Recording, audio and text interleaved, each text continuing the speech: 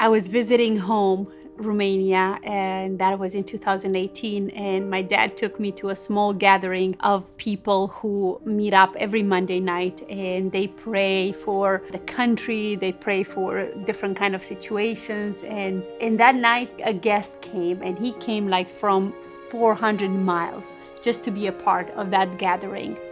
And he sang a song that was so powerful and that has stayed with me for years since. And the song said something like this: I'm looking for a man in the whole country who can come outside every night and I can talk to him like I talked to Abraham, and my will to him will not sound like a burden.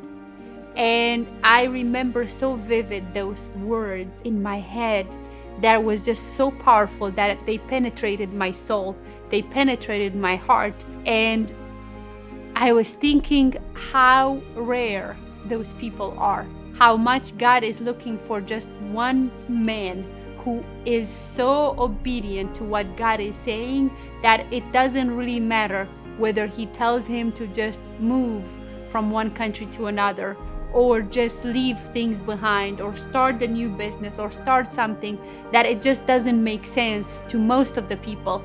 But yet God sees it in a whole different way. And I'm sure for Abraham at the beginning, it didn't come easy, but he understood that the more he does it, the more he learns to trust his God, because his God has proven to always be faithful. It says that to the faithful, God will always show himself faithful. To the blameless, he'll always show himself blameless. To the pure in heart, he'll always show himself pure. But to the wicked, he'll show himself wicked. Friend, I pray that you will not be afraid to just obey God with everything that he tells you. I pray that you will not be afraid to just go when he tells you to go, or do things, or just literally obey his voice, because when he does, he says it because he wants to bless you. Just like he blessed Abraham, and Abraham's obedience paid off big time. Big time. It was a long journey, but it paid off because nations came out of him.